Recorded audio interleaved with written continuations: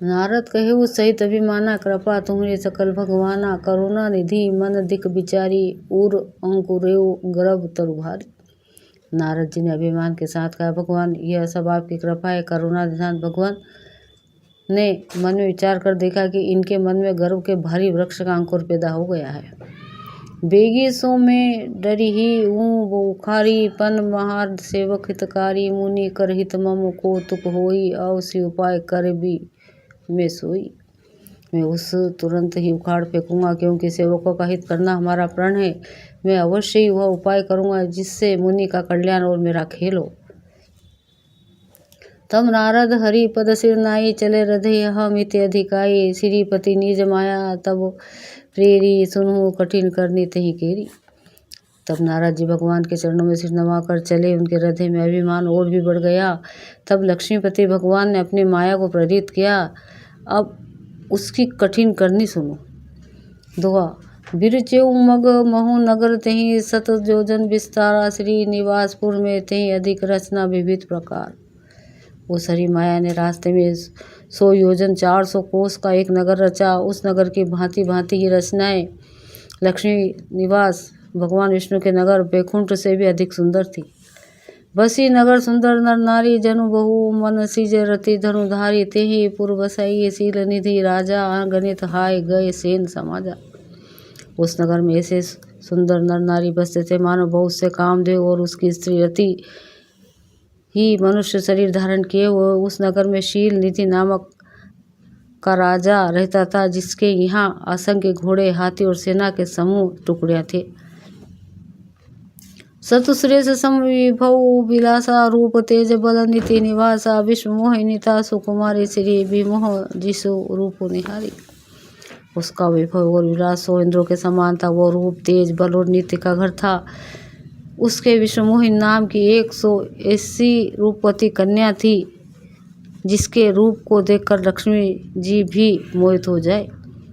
सोई हरि माया सब गुण खानी, शोभा तासु की जाई बखानी, करी स्वयं बरसो नृप बाला, आए था अगणित महिपाला।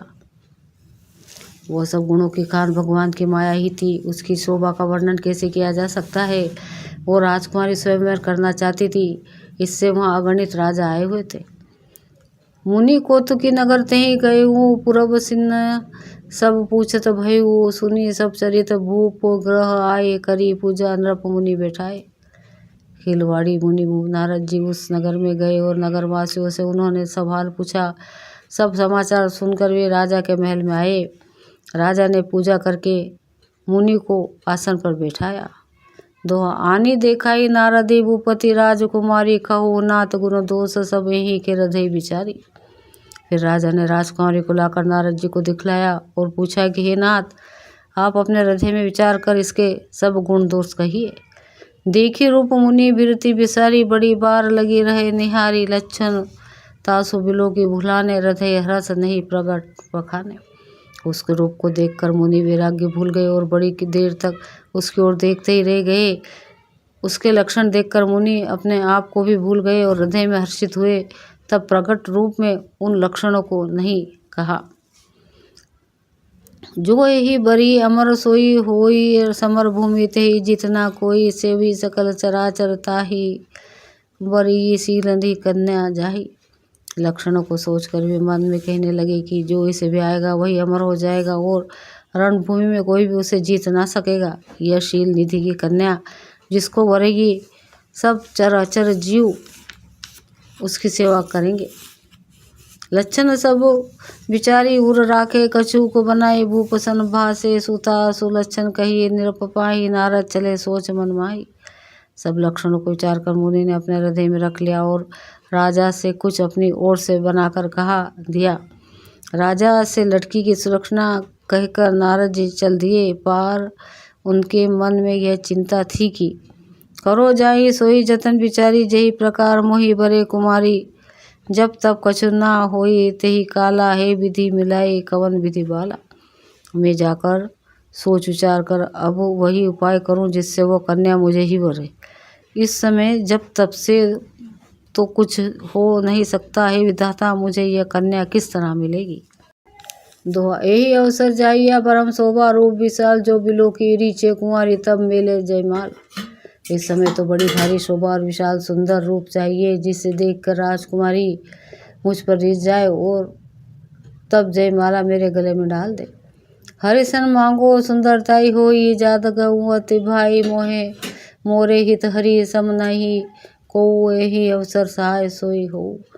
एक काम करूं कि भगवान से सुंदरता मांगो पर भाई उनके पास जाने में तो बहुत देर हो जाएगी, किंतु श्री हरि के समान मेरा हितू भी कोई नहीं है, इसलिए इस समय वे ही मेरे सहायक हो।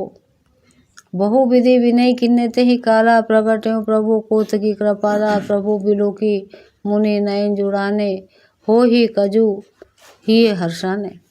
उस समय नारद जी ने भगवान की बहुत प्रकार से विनती की, तब लीला में कृपालु प्रभु वहीं प्रकट हो गए। स्वामी को देखकर नारद जी के नेत्र शीतल हो गए और वे मन में बड़े ही हर्षित हुए कि अब तो काम बन ही जाएगा। अति आरती कही कथा सुनाई करूँ कृपा करी हूँ सहाय आपन रूप देहूँ प्रभु मोहि आन भांति नहीं पाओ ओहि। नारद जी ने बहुत अर्थदीन होकर सब कथा सुनाई और प्रार्थना की कि कृपा कीजिए और कृपा करके मेरे सहायक बनिए। हे प्रभु आप अपना रूप मुझको दीजिए और किसी प्रकार में उस राजकन्या को नहीं पा सकता। जेहि विधि नाथ होई हित मोरा करूँ जो बेगी दास में तोरा निज माया बल दे की विसल ही हंसी बोले दीन दयाला। हे नाथ जिस तरह मेरा हित हो आप हो शीघ्र कीजिए, मैं आपका दास हूँ। अपनी माया का विशाल बल देख दीन दयालु भगवान मन ही मन हंसकर बोले। दोहा जेहि विधि होई परम हित नारद सुनो तुम्हार सोई हम करब ना आन कछु वचन ना मृषा हमार। हे नारद जी सुनो, जिस प्रकार आपका परम हित होगा वो हम वही करेंगे, दूसरा कुछ नहीं, हमारा वचन असत्य नहीं होता। कुपद माग रुज व्याकुल रोगी वेद न देई सुनहु मुनि जोगी यही विधि सितु तुम्हार में उठाई ऊ कही अंतरहित प्रभु भयु। हे योगी मुनि सुनिए, रोग से व्याकुल रोगी कुपत्य मांगे तो वेद उसे नहीं देता, इसी प्रकार मैंने भी तुम्हारा हित करने की ठान ली है। ऐसा कहकर भगवान अंतर्ध्यान हो गए। माया विवश भय मुनि मूढ़ा समुझे नहीं हरि गिरा निगूढ़ा गौ ने तुरंत तहाँ ऋषि राई जहाँ स्वयंवर भूमि बनाई। भगवान की माया के वशीभूत हुए मुनि ऐसे मूढ़ हो गए कि वे भगवान को अगूढ़ स्पष्ट वाणी को भी ना समझ सके। ऋषि राज नारद जी तुरंत वहाँ गए जहाँ स्वयंवर की भूमि बनाई गई थी।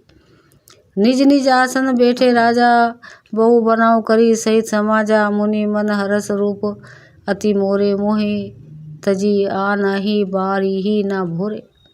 राजा लोग खूब सज धज कर समाज सहित अपने अपने आसन पर बैठे थे। मुनि नारद मन ही मन प्रसन्न हो रहे थे कि मेरा रूप बड़ा सुंदर है, मुझे छोड़ कन्या भूल कर भी दूसरों को न वरेगी। मुनि हित कारण कृपा निधाना दिन कुरूप न जाई बखाना जो सो चरित्र लखी काहू ना पाओ नारद जाने सभी सिर नावा। कृपा निधान भगवान ने मुनि के कल्याण के लिए उन्हें ऐसा कुरूप बना दिया कि जिसका वर्णन नहीं हो सकता, पर यह चरित्र कोई भी ना जान सका। सबने उन्हें नारद ही जानकर प्रणाम किया। दोहा रहे तहाँ दुई रुद्रगंते जान ही सब भेयु वे प्रवेश देखत फिर ही परम कौतुकी तेऊ। वहाँ दो शिव जी के गण भी थे, वे सब भेद जानते थे और ब्राह्मण को आवेश बनाकर सही सारी लीला देखते फिरते थे। वे भी बड़े मोजी थे। जही समाज बैठे मुनि जाई हृदय रूप अहमिति अधिकाई तहाँ बैठे महेश गंधो वे प्रवेश गति लखाई न को। नारद जी अपने हृदय में रूप का बड़ा अभिमान लेकर जिस समाज पंक्ति में जाकर बैठे थे, ये शिव जी के दोनों गण भी वहीं बैठ गए। ब्राह्मण के वेश में होने के कारण उनकी इस चाल को कोई न जान सका। करही कुटी नारदी सुनाई नीकी दिन ने हरी सुंदरताई रीजी ही राजकुमारी छवि देखी ही इन नहीं बरी ही हरी जानी विशेषी। वे नारद जी को सुनाकर व्यंग के वचन कहते थे। भगवान ने इनको अच्छी सुंदरता दी है, इनकी शोभा देखकर राजकुमारी रीझी जाएगी और हरि वानर जानकर इन्हीं को खास तौर से वरेगी। मुनि ही मोह मन हाथ पराए हंस ही शंभु गण अति सचु पाए यद्यपि सुन ही मुनि अटपटी बहानी समुझी ना पाई बुद्धि भ्रम भासानी।